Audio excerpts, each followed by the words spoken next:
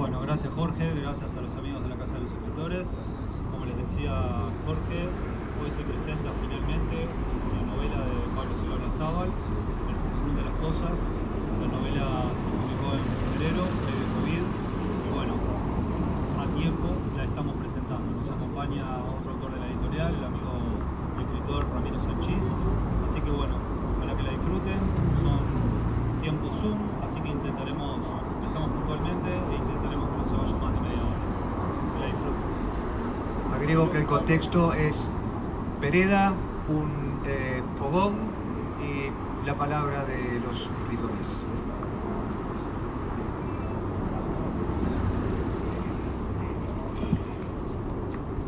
Bueno, gracias antes que nada Pablo, gracias Martín por la invitación en estas extrañas circunstancias. Muy extrañas, ¿no? Pero bueno, desde lo extraño van a salir cosas buenas. Y esto es un libro extraño a su manera también. Eso dice usted que es un gran optimista. Sí, por eso sí. Bueno, pero pensemos en un libro extraño. Cuando Pablo me habló en algún momento por primera vez de su libro El Run de las Cosas, planteó la inquietud de hasta qué punto podíamos determinar su condición de novela. El editor Martín Fernández, cuando me lo dio, me dijo, es un diario de sueños. Y bueno, uno a veces se pone a leer a partir de esas cosas que andan en la cabeza. Cierto, ¿no? Es cierto. Por eso a veces las contraportadas. Sí, pero a veces las contraportadas también tienen eso. Uno lo van como guiando hacia ciertas lecturas posibles. Y entonces no puedo evitar leerlo bajo esa duda o pregunta, ¿no? Y mi lectura tiene mucho que ver con eso, con ambas ideas, la del diario de sueños, sin duda, y la de la novela. Y yo llegué, por tener que llegar a alguna forma de conclusión, si no estaba acá robando no la plata, pero el tiempo, de que sí es una novela. Pero es una novela peculiar, en el sentido de que, antes que nada, tenemos una selección de sueños. O sea, aparte del juego, cuando vean el libro van a ver que hay una serie de máscaras, de instancias de enunciación, por decirlo así. Entonces tenemos una sucesión de sueños presentados como los sueños de un personaje en particular, un escritor, pero esos sueños además están comentados. Entonces hay un segundo momento en que el sueño es analizado o comentado. O leído simplemente. Y a veces hay hasta una tercera instancia de comentarios. En algún momento de esta sucesión de sueños comentados se estipula que incluso esos comentarios de primer grado, digamos, no son contemporáneos necesariamente, no están sincronizados, por decirlo de esa manera. Entonces, de golpe, esto que parecía una simple sucesión de sueños se vuelve una cosa más poliédrica, digamos, ¿no? Una cosa con más facetas. Y a partir de esa interacción entre esas instancias y planos es que aparece algo que es de alguna manera una novela, o incluso diría la negación de una novela, porque al final del libro, espero que no haya gente muy paranoica con los spoilers. Mirá que hay. Bueno, espero que esto no sea un spoiler.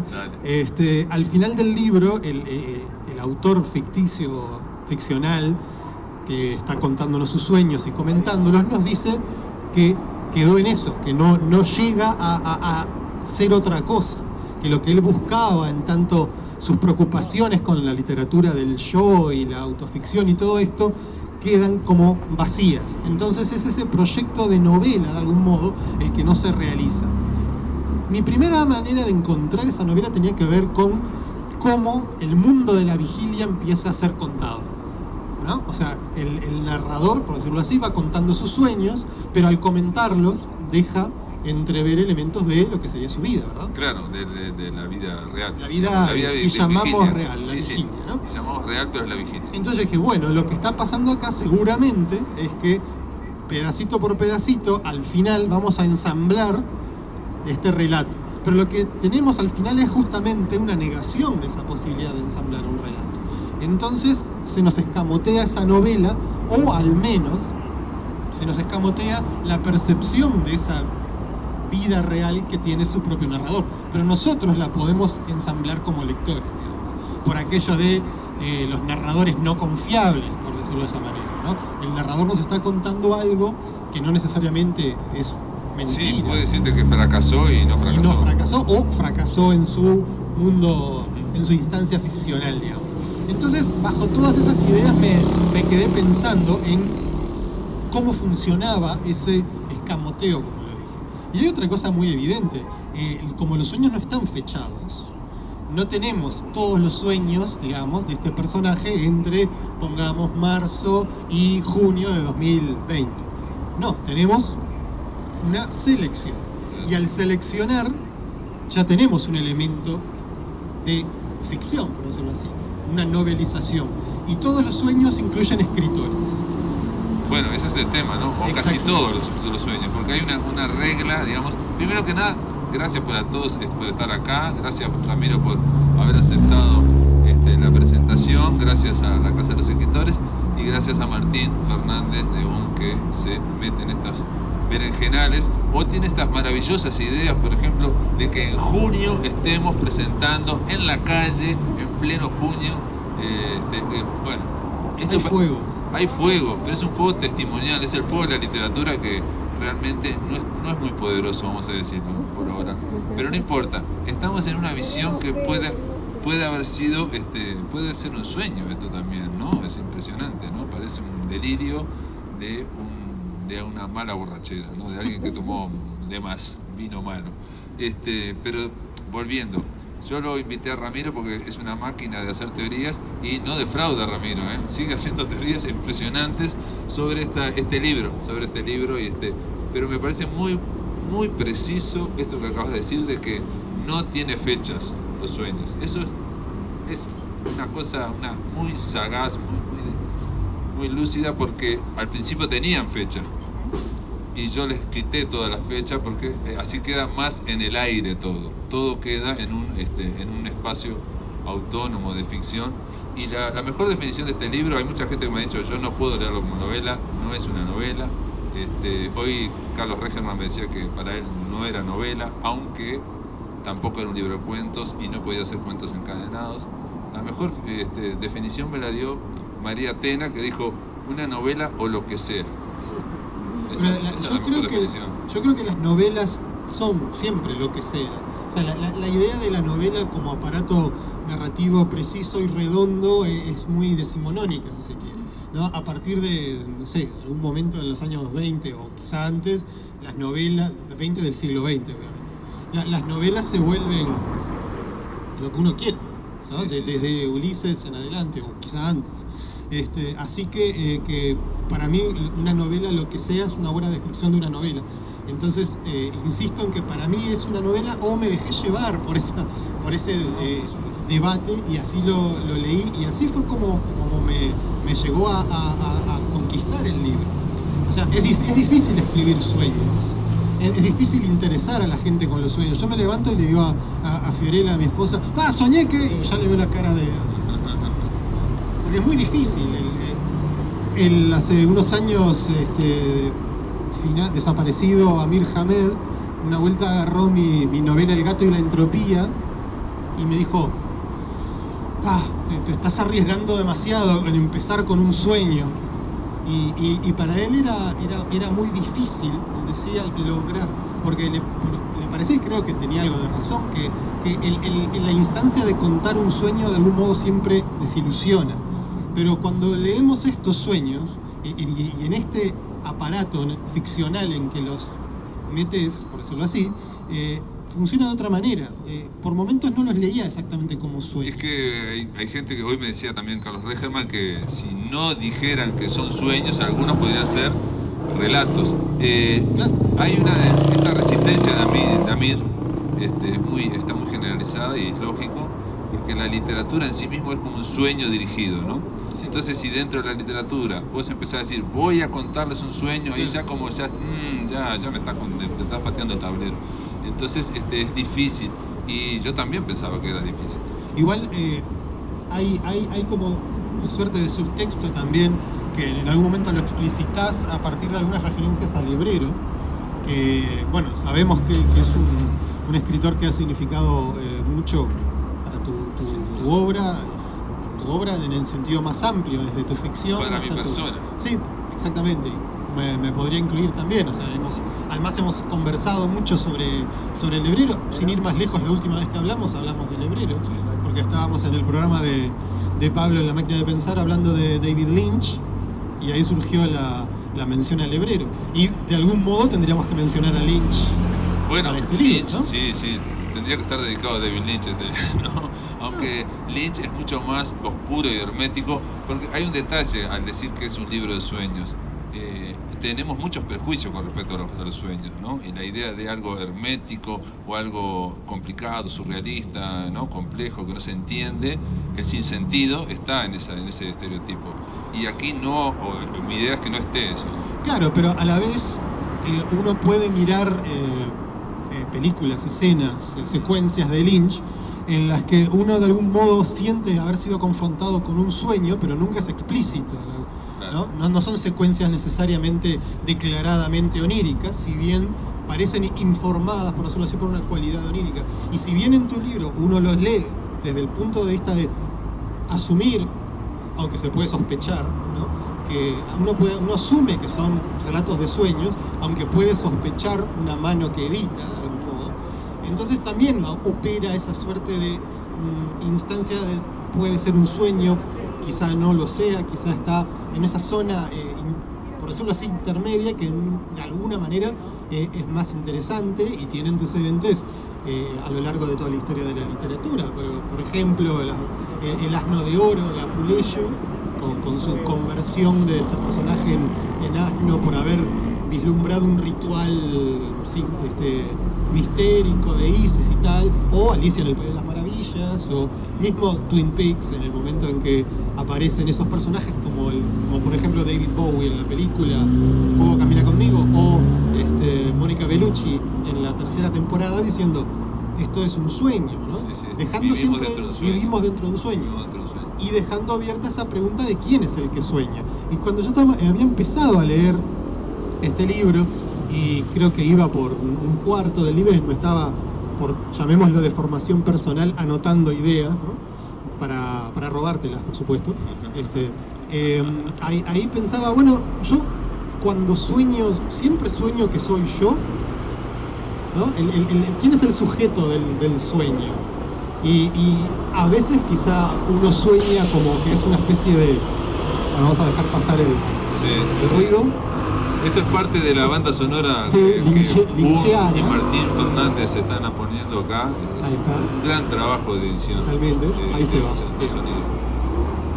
Podríamos poner un zumbido lynchiano, ¿no? Es el ruido incidental. El rum rum. Bueno, yo quería decir también que cuando arranqué con esta historia, le puse proyecto de ficción para no meterme en embarcarme en la onda novela. Como si le pones novela, parece que ya te vas encaminando. Sí, no. Y me olvidé de lo que iba a decir. No sé, que estabas robando ideas de eso algunos sueños que... No, claro, la idea de viendo. quién sueña, ¿no? En algunos sueños, o al menos me pasa a mí, yo sueño como que soy el ojo o la cámara. Sí, omnisciente. ¿No? Como ese sueños en tercera persona, digamos. Claro. También hay sueños que son como los videojuegos en primera persona, de que uno anda por un mundo y lo va observando. Pero, ¿qué es lo que nos da la certeza de ser nosotros? ¿O cuál es el valor, el significado de ese nosotros en los sueños? En tu libro, de algún modo, el nosotros decanta, en el sentido de que tenemos siempre la presencia de este escritor que habla de escritores, que involucra su vida de escritor. Entonces parece como cristalizar, por decirlo así, un sujeto específico que sueña y siempre es el mismo, ¿no? Y eso me pareció interesante para trabajarlo desde ese punto de vista, desde la pregunta lynchiana de quién sueña, ¿no? Y desde quién es el sujeto, digamos, de algunos sueños. Incluso ese sujeto en un momento sueña que está adentro de un escritor. Exacto. De Milton Skinca, ¿no? Debe haber sido y ahí lo va que... dirigiendo desde dentro de lo que es vivir dentro de Milton. Debe haber sido ahí que se me ocurrió esta idea cuando llegué a ese punto. Sí. Es como yo sueño que estoy dentro de David Lynch. Claro. ¿Cómo sería la vida? O de John Malkovich. Quiere ser Ahí John está. Malkovich por 15 minutos. ¿Por qué no? Vivir ahí, claro. Y me parece que de algún modo el libro, más allá de de que narrativamente está todo el tiempo negándose, porque por definición un sueño es algo que no pasó, o sea, en la vida real, en la vigilia. Entonces no nos cuenta una y otra vez cosas que se disuelven de alguna manera. Entonces, como operación narrativa, o teníamos esta conexión entre todos los sueños, luego negada por el narrador, o nuestras pistas, o esta suerte de comentarios sobre la vida de un escritor. Entonces todo eso, al menos en la lectura que iba llevando, fue lo que empezó a darle como espesor, ¿no? O sea, más allá de lo difícil que pueda ser narrar sueños, más allá de todas las imágenes que pudieran aparecer, que podrían interesar, podrían no interesar, el libro empezó a ganar como capas y por lo tanto un espesor, y más o menos ahí fue que como en momentos se hace clic algo, y ahí lo empecé además a disfrutar de un modo, digamos, no narrativo, pero sí conceptual, ¿no? Como una maquinaria específica hecha por vos que tiene como resultado producir estas cadenas de incertidumbres y posibles lecturas, y eso me parece un gran logro. Digo, para mí es lo que deben hacer las buenas novelas, o sea, no ofrecernos limpiamente una trama. Vos decís que hay que luchar, hay que trabajar para poder leer este libro. Yo creo que sí, pero es algo que surge espontáneamente, no es un libro que se lea como otros libros tuyos, míos, o de Carlos Regerman. No, pero creo que es, cada historia es muy accesible, ¿no? Sin duda, si las descomponemos. Y probablemente sea muy intensa y probablemente no se pueda leer todo de un saque como podría leerse. Yo creo, al menos mi lectura prescindió siempre de la posibilidad de leerlos individualmente. Yo estaba enfocado a armar el mosaico. Pero eso es de formación profesional también. Sí. A mí es lo que me gusta hacer, digamos.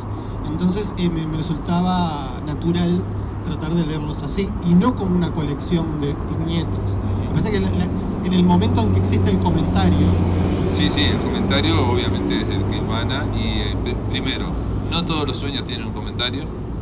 Y segundo, no todos los sueños son de escritores. Hay algunos que están hechos solamente para hacer excepciones a la regla, ¿no? Hay un sueño sobre pintores, hay un sueño sobre músicos, sobre Fernando Cabrera, Mateo y Rubén Rada.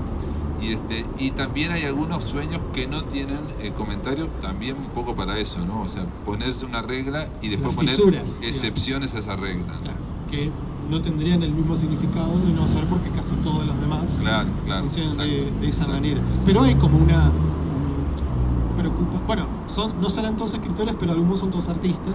Sí. ¿No? Pero más allá de eso, más allá de que la mayoría... Es del arte, sí, el tema es del arte y lo que hay que sufrir en el arte y toda esa historia. Y hay como una suerte de intención de hablar del arte, ¿no? De hablar de la literatura, no solo la literatura uruguaya. Por ejemplo, si uno va armando esa vida del protagonista, comienza con este libro que lo autoeditó de alguna manera, que va a la imprenta y cuenta esta parte de este sueño, y luego en el comentario hay como una bajada de eso a la realidad. Luego se habla, al principio mismo se dice que hay una cantidad de libros y hay una nota a pie que dice que no son tantos. Entonces, si uno va armando esa historia, parece que el libro está de alguna manera preocupado por cómo se hacen los libros en Uruguay, por ejemplo, ¿no? Sin duda, yo creo que el centro es toda una crítica a la autoficción supuestamente, ¿no? Esta moda que hay de la escritura del yo, pero a la vez es una especie de autoficción inversa, no sé cómo llamarlo, algo así, ¿no?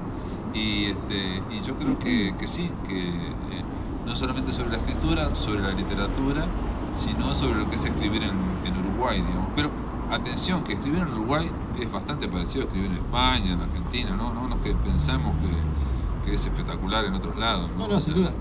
Quizá también el matiz. Igual no tienen este escenario, la vereda, así no lo tienen ellos. Definitivamente. Pero me parece que esa es una de las cosas interesantes del libro, que proyecta esos pseudópodos, por decirlo así, ¿no? O tentáculos hacia distintos temas que podrían ser abordados. Y eso también le dio, a mi lectura al menos, un interés especial. Y luego está el tema del título. El título. Antes de hablar del título, quería decir esto. También encontré que hay gente que lo lee, ¿no? Y la gente que se acuerda de los sueños, ¿no? Que está acostumbrada a acordarse de los sueños, cree que son sueños bien hechos. Y los que no se acuerdan normalmente de sueños dicen, no, esto es un sueño creado, esto está bien hecho, está no sé qué. O sea, hasta en eso. O los que me dijeron también que yo solo lo estoy leyendo como cuentos, libro de cuentos, cada uno elige uno distinto, pero el que es buenísimo es el del Carlanco es buenísimo, o el que señalaste vos ahora, el de los mini libros sangrantes, ese lo señalan mucho, ¿no? Bueno, en ese sentido, a mí me parecía que había siempre una especie de lógica diurna hasta que algo la quebraba, y es algo que suele pasar en los sueños. Claro. Como por ejemplo estar de golpe en otra parte, que los espacios... Ahora, son todos también tópicos en general de la literatura, llamémosla fantástica. Sí. Así que en principio podríamos leerlo también como una colección de cuentos fantásticos. Hay un sueño, hay un episodio que no es ni de artistas ni nada, porque es con Chávez, ¿no? Bueno, o con una especie de político del Caribe. Bueno, pero está el que aparece García Márquez. Bueno, García Márquez es un escritor. Sí, pero digo, el tema ahí parecería ser otro, ¿no? Digo, y mismo el personaje dice, García Márquez aparece en su faceta de periodista. Sí, ¿no? Y busqué si el atentado ese había sido real. Todo eso ocurrió, y todo eso se dijo que ocurrió. Eso también es muy interesante, en sí mismo, quiero decir. Si hago el esfuerzo de ir contra mi lectura global, digamos, y pensar en una lectura individual, también rinde el libro en ese sentido. No, y también hay la posibilidad, que una sola persona me lo dijo hasta ahora, de pensar que a ese protagonista, narrador, algo le ocurrió, que no es el mismo al principio que al final. Bueno, y eso es lo que sería, no sé, algo. Es algo que podría pasar en La Vigilia. O ver, no estoy muy claro yo con esto.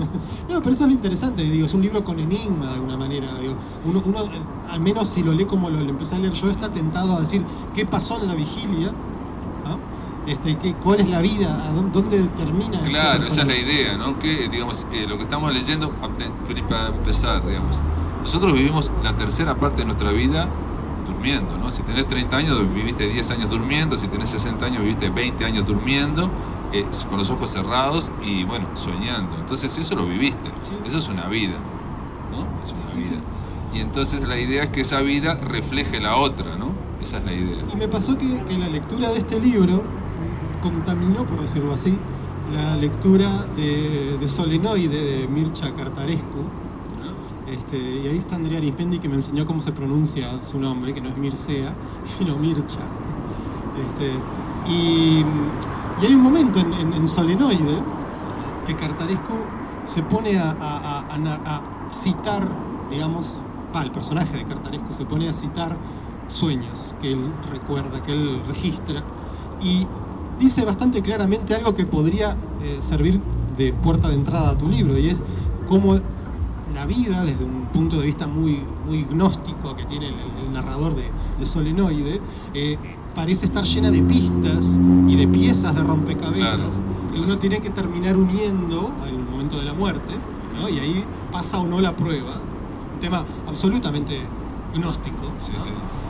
Pero esa idea de que los sueños pueden tener estas piezas, entonces muchas veces al pasarlos por alto, al no relacionarlos, entonces estaba leyendo y en un momento me empezó a aburrir todos estos parrafitos de sueños, ¿no? Porque hay muchas historias en juego en este libro, entonces quería irme a algunas de esas otras historias. Entonces cuando empezaban a abundar estos parrafitos, yo decía, bueno, ¿qué hago? ¿Salteo? Y pensé, no, este chiste de la pieza perdida debe tener algo que ver. Es ese tipo de lectura paranoica, digamos, que me parece que libros así fomentan de alguna manera. Y esa es un poco la gracia. Al menos yo los leo así, tratando de ver de qué me estoy perdiendo, tratando de ser el detective, ¿no? Primero que nada quiero saludar a Navidad, que está allá en Londres, a saludarla, que está viéndonos, y a María Antena también, que está allá en España.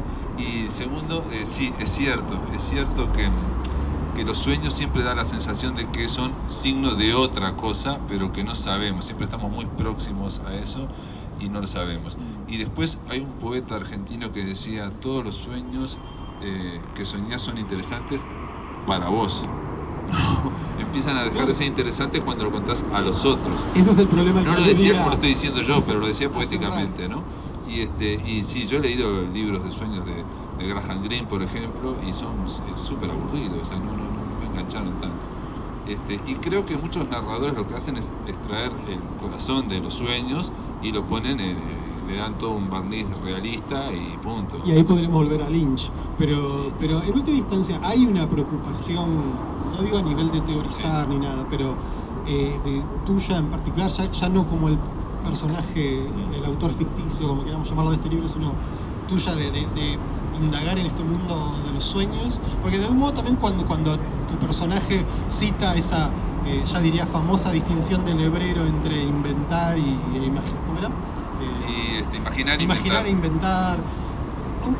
Y el hebrero hablaba mucho del inconsciente y su papel en la creación artística y todo eso. ¿Hay una postura tuya, hay un interés tuyo por indagar esos temas?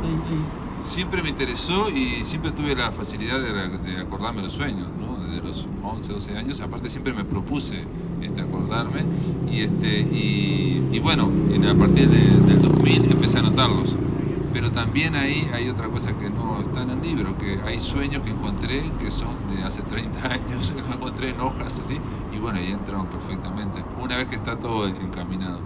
Y me interesa muchísimo un detalle que no dijiste y que yo creo que para mí es esencial en todos estos sueños, que es esta cosa tan rara que tiene cuando soñamos de que estamos en un presente continuo. Eso es rarísimo, de que el tiempo no pasa, de que estamos en un presente.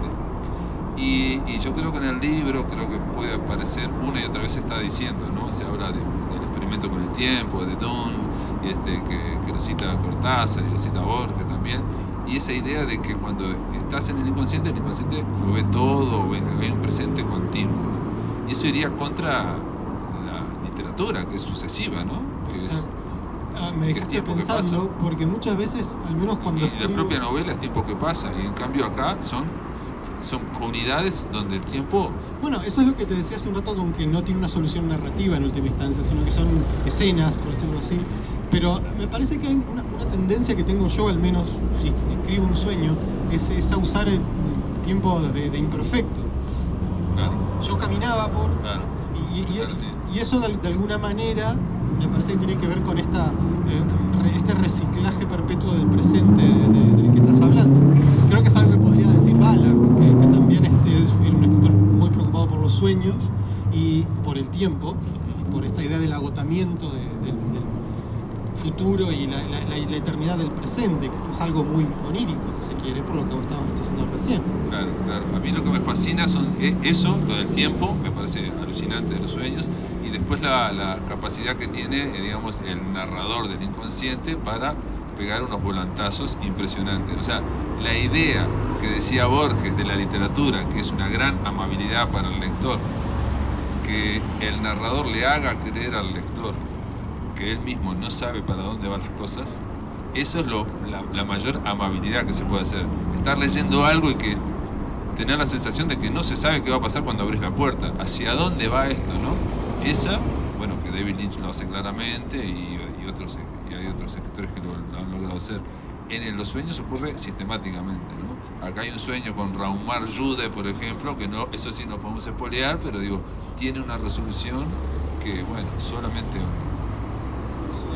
un sueño puede hacerlo, pero digamos, a mí, por ejemplo, me causó muchísima gracia, ¿no? Y después tiene un humor también en el inconsciente. Bueno, sin duda, y eso está plasmado en el libro. Pero de algún modo, por eso siempre podemos estar destilando de acá ideas sobre los sueños, ideas sobre la narrativa, ideas sobre la conexión entre los sueños y la narrativa, el tiempo y la narrativa. Todo esto que acabas de decir, digo, de algún modo está presente. Entonces es un libro que también habla a esa manera del arte de escribir. Imagino que también es otra de tus preocupaciones, sobre todo en el momento en que gran parte de tu vida intelectual pasa por hacer con otros escritores lo que yo estoy haciendo ahora contigo. Sí, bueno, parte de mi vida. Yo siempre, cuando empecé el tema del periodismo cultural, de la radio, que allá hace 15 años, que estoy entrevistando a escritores de lunes a viernes 1 hora, siempre me preocupé un detalle que parece una boludez, que es no meter algo que vos sí haces en tu narrativa y de una moda que te encanta hacer, que es el tema de referencias literarias, referencias conscientes literarias, escritores, Yo no quería meterme en ese aparato, no quiero ser referencia, no sé qué, no sé cuánto. Pero, como todos tienen sus cosas, el hecho de estar siempre hablando con escritores hizo que empezara a soñar con escritores.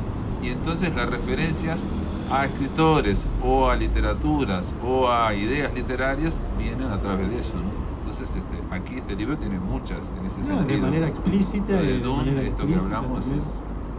o lo de Cortázar en Berkeley también, yo qué sé, cosas así que Sí. no lo hubiera puesto nunca. No, y de algún modo, por ejemplo, no sé cómo estamos de tiempo, Martín, si ya estamos 5 más. Capaz que sería mejor, no sé si se acostumbra en esta modalidad que haya Sí, preguntas preguntas del público, quizá. Porque yo iba a hablar nomás del sueño en que aparece Bolaño, que me gustó. Dale, a ver. No, que ahí me Ese sonó. le gustó a Cecilia Ríos. Sí. Pero Ah. Cecilia Ríos me dijo que no le gustaban, ellos también, los lectores se han dividido en dos. Casi que el 40%, o sea, de 10, 4 dijeron que no les gustaban las notas porque le sacaba poesía. Y 6 dijeron, no, me gustan las notas porque le da no sé qué. Añaden narrativa. Sí, exacto. A mí me gustan las notas. A ver la del de Bolaño. No, nada, hay un momento en el diálogo del protagonista onírico Sí, con el Bolaño onírico, que dice algo que decís vos, lo de la intensidad, ¿no? No me acuerdo. Vos tenés una no sé si llamarlo hipótesis o lo Una que sea, obsesión. una obsesión con hablar de la intensidad de las narraciones, Ujú. de los libros que la tienen y que no. Y acá el protagonista onírico le dice eso a Bolaño, que la literatura nazi en América es un libro muy intelectualizado y que no tiene sí, me acuerdo. esa intensidad, excepto en el fragmento final, que es el que luego genera Estrella Distante, ¿no? Que Sí, sí. quizás sí es un libro con esa intensidad. Claro. Entonces ahí no pude evitar oír tu voz. Obvio. No, pero ahí sí, ahí estaba mi voz, sí, claramente. El tema de la intensidad a mí me preocupa mucho, pero no sé, es un tema largo y aparte no sé exactamente en qué Claro. se define la intensidad. Es Exacto. difícil de definir. Es un concepto intuitivo que Exacto. uno lo entiende cuando habla contigo, luego digo, pero ¿qué quiere decir Pablo No, cuando dice pero intensidad? todos los poetas saben lo que es la intensidad. Saben que un verso puede ser malo, pero cuando no es intenso, hasta el propio poeta malo lo saca, digamos, Sí. porque toda la poesía es mínimamente intensa. Tiene que tener una y ellos mismos lo saben, los poetas. Sí, claro, o quitan. los lectores también, basta con Sí. leer a Mallarmé, por ejemplo. Claro, exacto, Si, sí, si hay sí. intensidad en alguna parte, hay ahí. Exacto. Pero bueno, no sé si alguien quiere hacer efectivamente algún comentario. Yo digo pregunta, la gente suele hacer comentarios, pero bueno, Sí. todo sirve, así que nadie. Nadie por aquí, nadie por allá. Bueno, entonces, recomendado. No, sí, Hugo quiere, sí, Hugo. Yo preguntarte por cuál sueño empiezo cuando lea el libro. ¿Empiezo Ah. por el primero? Sí, no, tiene un orden, tiene una secuencia. Me pregunta por cuál sueño empezar y no, digamos, es una novela coherente. Se empieza Claro, del principio. El que lo lee como lo leí yo, como novela, diría, sí, tiene que empezar del principio. Ahora, el que lo lea como esa colección de relatos. Sí, bueno, y debe haber alguien ya que lo... Bueno, es que yo leo las colecciones de relatos en orden. Yo también, me cuesta romperlas. me sí. marea un poco. Sí, si no. sí. Y para terminar, me ibas a preguntar del run de las cosas y no sé qué claro, yo me- tenía mi propia hipótesis que también A lo ver. vinculaba al libro, a quizá mi libro favorito de Fresán, que es La velocidad de las cosas. ¿No? Y hay una canción de Bowie que se llama La velocidad de la vida. Ujú. ¿No? Y es esa sensación de el tiempo con el que pasan las cosas, el ritmo, la cadencia de las cosas. Y en un libro que de algún modo hace esa distinción, dándole igual realidad a las cosas que pasan en el mundo de la vigilia y las cosas que pasan en el mundo de los sueños, quizá la diferencia está en que en el mundo de los sueños esa cadencia, ese ritmo es distinto al de la vigilia, pero ambos son parte de esta velocidad de las cosas en la vida. Y el rum a mí me sonaba el ruido de una maquinaria, el ruido de un aparato. Sí, el tema es que esto se lo debemos a Natalia Cito, escritora argentina, Sí. autora de Rara, que es una novela muy, pero muy recomendable, léanla, Rara. Y con Natalia tuvo muchos títulos esta novela. Cuando se presentó al MED ganó el tercer premio como la novela onírica. Librería, ¿no? Sí, después cambió bueno, antes se llamaba el libro de los sueños reales. Antes, cuando yo la empecé a escribir, se llamaba Sobre el realismo onírico. Tenía un nombre de ensayo espantoso, pero para mí me servía, Sobre el realismo onírico. Y después cambió a La raíz de todas las cosas, ¿no? La raíz de todas las cosas. Y se lo di a Natalia, y Natalia dice, todo lo que está pasando en este libro tiene que ver con los escritores, con lo que está pasando en torno a la escritura, y es como el run run de la mente del escritor. Y yo dije, el run run de la mente, perfecto, Natalia, ¿verdad? Bueno, pero por Ese eso, a punto. mí me evoca esa idea de un mecanismo, de una maquinaria, algo que está Sí, funcionando sí, y sí, hace sí. rum, rum.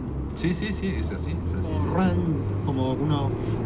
Ya, como ran, Cuando, saliendo no, corriendo. incluso cuando yo tenía una computadora en los años 80 que tenía un lenguaje de programación que se llamaba BASIC, Sí, todavía existe. Entonces cuando vos escribías el programa, sí, le dabas run y el programa se ejecutaba. se ejecutaba. Entonces es como que termina uno de leer, le da a ejecutar. No sé, se me acaba de ocurrir. la verdad. Impresionante, Ramiro Sánchez es una máquina, realmente siempre está Run de en las el run teorías. run, sí, una máquina de hacer teorías. Nada, gracias Gracias Pablo por la invitación. Gracias. Un placer. Gracias a todos por estar acá. Lean el libro, cómprenlo. Y gracias a los que están del otro lado, por allá. Muchas gracias.